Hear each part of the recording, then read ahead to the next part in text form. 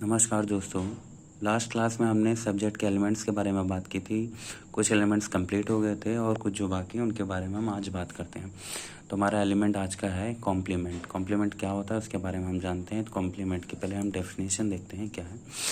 A word phrase that comes after a linking verb to describe the subject. मतलब कोई भी शब्द या फ्रेज लिंकिंग वर्ब के बाद आता है और डिस्क्राइब किसको करता है, सब्जेक्ट को करता है, तो वह कॉम्प्लीमेंट होता है। तो लिंकिंग वर्ब के बाद आता है मतलब लिंकिंग वर्ब भी पता होना चाहिए। लिंकिंग वर्ब क्या होती है, लिंकिंग क्या होता है, लिंग प्लस आईएनजी लगा हुआ है। तो लिंक मतलब होता है जोड़ना। एक लिंक किसी चीज़ का जोड़ते हैं किसी चीज़ में, वैसे ही इसके लिए युवा इसकी हम डेफिनेशन एक बार पता जानते हैं क्या है। लिंकिंग वर्ब क्या होता है, linking verb that joins the subject of a sentence to the complement. मतलब सेंटेंस के सब्जेक्ट को कॉम्प्लीमेंट से जोड़ने वाली चीज़ हमारी लिंकिंग वर्ब कहलाती है।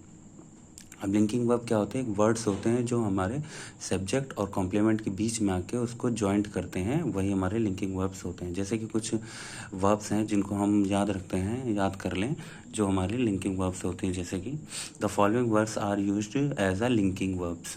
पहली हमारी वर्ब क्या है, बी वर्ब्स। बी वर्ब्स कौन सी होती हैं, इज, एम, आर, वॉज, वर, ये हमारी क्या होती है, बी फैमिली होती है, बी वर्ब्स होती हैं। दूसरी हमारी क्या है, बिकम।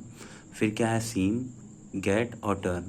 बिकम और सीम, ये तीन हमारी क्या है, मेन है, जिनके बारे ये मेजर है, जो ज़्यादा लिंकिंग वर्ब में यूज़ होती है। सीम भी होती है। और ये गेट और टर्न का मतलब तो अलग अलग होता है, बट ये क्या है, लिंकिंग वर्ब से होती है। बट इनका यूज़ जो है, गेट का मतलब यहाँ बिकम से होना चाहिए। गेट का मतलब बिकम से होना चाहिए, गेट का मतलब पाने से नहीं होना चाहिए। और टर्न का मतलब बिकम से होना चाहिए, इसको भी पाने से, मोड़ने से नहीं, लेफ्ट टर्न राइट टर्न से नहीं होना चाहिए।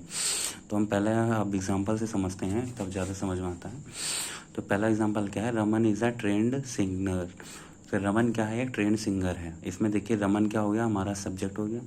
इज़ क्या हो गई, हमारी वर्ब होगी। अ ट्रेंड सिंगर, ये देखिए हमारे इज़ क्या है, लिंकिंग वर्ब है। इसमें हमने बताया ना बी फैमिली के इज़ है। तो इसके बाद हमने कॉम्प्लीमेंट की डेफिनेशन को देखते हैं। कॉम्प्लीमेंट की डेफिनेशन क्या थी, that comes after linking verb to describe the subject. और ये क्या करती है, किसके आफ्टर आती है, सब्जेक्ट के लिंकिंग वर्ब के बाद जो आता है, और ये क्या करता है, सब्जेक्ट को डिफाइन करता है। तो मतलब ये जो आ रहा है अ ट्रेंड सिंगर, ये किसको डिफाइन कर रहा है, रमन को। मतलब ट्रेंड सिंगर कौन है, रमन है। फिर हम दूसरा एग्जांपल देखते हैं, I am a citizen of India. I क्या हो गया, मैं सब्जेक्ट हो गया। एम क्या हो गया, वर्ब हो गई। अ सिटीजन ऑफ इंडिया ये हमारा कॉम्प्लीमेंट हो गया। एम भी क्या है, हमारा बी फैमिली का है ये। तो ये हमारा क्या हुआ, ये भी हमारी क्या वर्ब हो गई। और अ सिटीजन ऑफ इंडिया, ये जो हमारा कॉम्प्लीमेंट है, ये देखिए सब्जेक्ट के ही बारे में तो बता रहा है, सिटीजन ऑफ इंडिया है। सिटीजन कहाँ का, इंडिया का, कौन, मैं। फिर हमारा एक और है, जैसे सेकंड का बिकम का एग्जांपल देखते हैं। He become a doctor. ही हमारा क्या हो गया, सब्जेक्ट हो गया। बिकम क्या हो गया, हमारी वर्ब हो गई। A doctor, a doctor complement कैसे हुआ, जैसे अ का डॉक्टर, डॉक्टर, अ डॉक्टर क्या डॉक्टर, कौन डॉक्टर, तो ही डॉक्टर। ये डॉक्टर, ये किसके बारे में बता रहा है, सब्जेक्ट के बारे में बता रहा है। और बिकम लग के हमारा जॉइंट होके ये हमारा क्या सेंटेंस बन जा रहा है।